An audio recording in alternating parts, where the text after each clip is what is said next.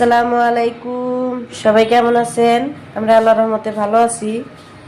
আজকে ইলশা দিয়া বেগুনের একটা রেসিপি বানিয়ে দেখামু।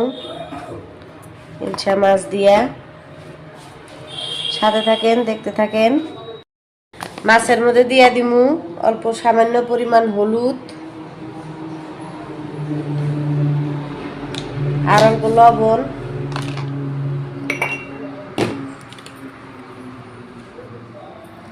লবণ দিয়ে মাখিয়ে নিমু মাছটা। এটা মাখিয়ে 10 মিনিটের জন্য রেস্টে রাইখা দিমু। রাইখা আমি বেগুনগুলা কাইটা নেই, একটা পেস্ট বানিয়ে নিমু। তার জন্য দিয়ে দিলাম কয়টা কাঁচামরিচ, কিছু পরিমাণ সরিষা দিয়ে দিমু,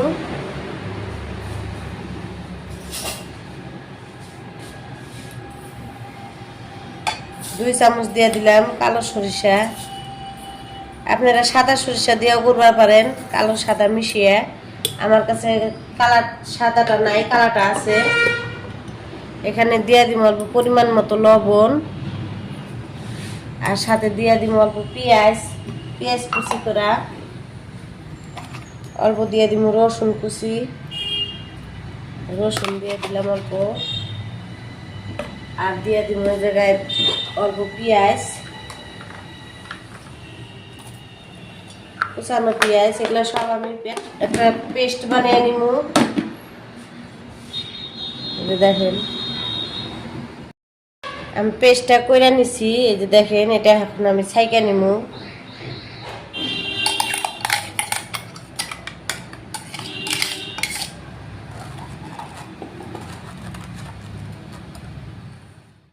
এই যে দেখেন সব ছাকা হয়ে গেছে, এটা ফালাইয়া দিমু। এটা থাকলে ভালো লাগে না খাইতে, এই জন্য আমি ছাইকা দিয়া দেই। ছাকা কমপ্লিট। আমি বেগুনটা কাইটা নিমু।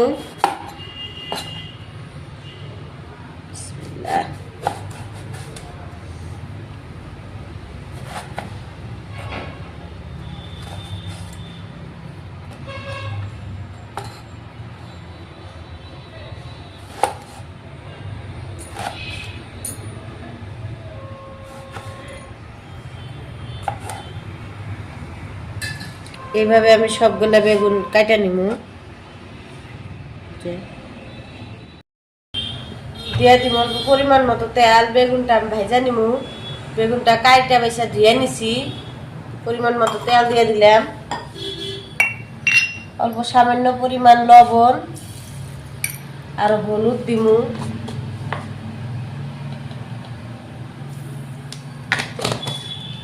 দিয়ে আমি বেগুনটা ভাজা নিমু অল্প তেলের মধ্যে।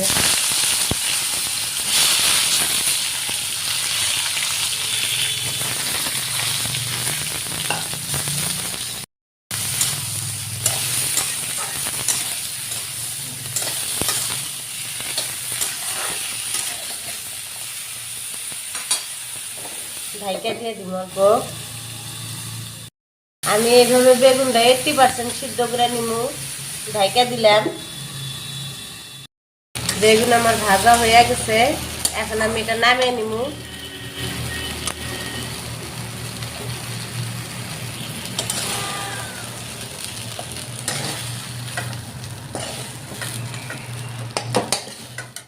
কড়াই বসিয়ে দিলাম, এখন পরিমাণ মতো তেল দিয়ে দিমু।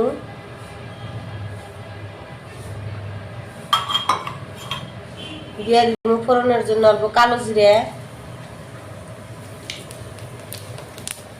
গোটাল জিরা দিয়ে দিমু অল্প,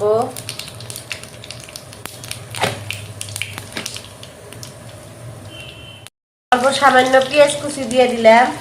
আর দিয়ে দিমু ওই যে ছাইকানো মশলাটা, সরিষাটু।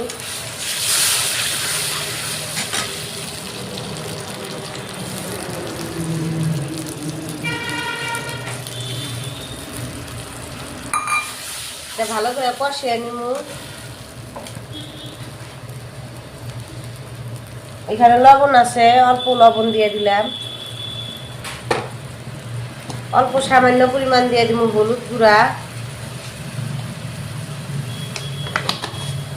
অল্প দিয়ে দিব ধনিয়ার গুঁড়া,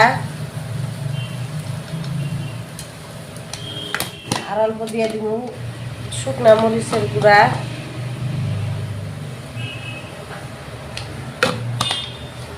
সব দিয়ে মশলাটা কষিয়ে নিব।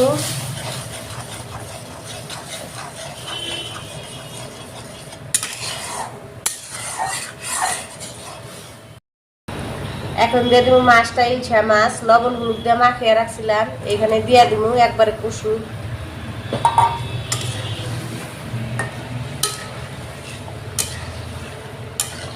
ভালো করে কষিয়ে নিব ওই মশলার সাথে।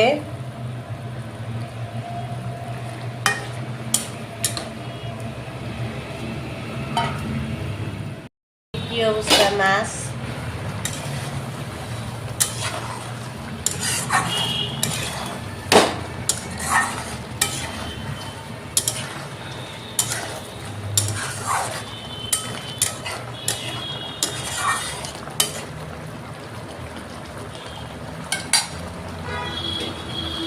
ঢাইকা দিলাম।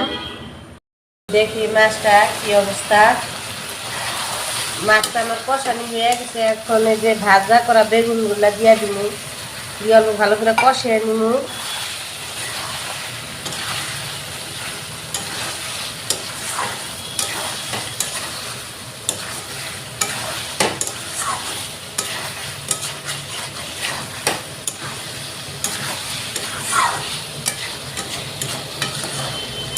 আর অল্প ঢাইকা দেই কষুক।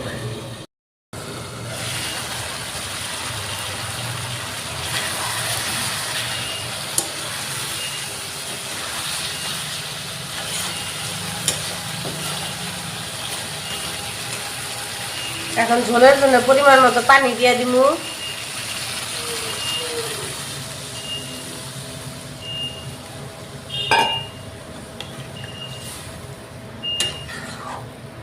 পানিটা অল্প করে দেওয়া লাগবো, যাতে মাছও সিদ্ধ হয়ে গেছে, বেগুনটাও সিদ্ধ হয়ে গেছে। অল্প বলক আসলেই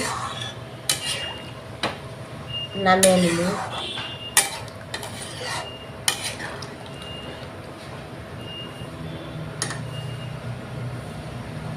ঢাইকা দিলাম, বলক চলে আসুক, তারপরদেরকে দেখাই।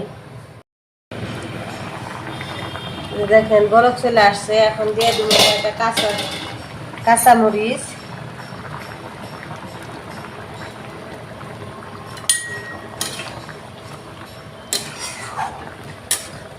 অল্প দিয়ে দিব ভাজা জিরার গুঁড়া,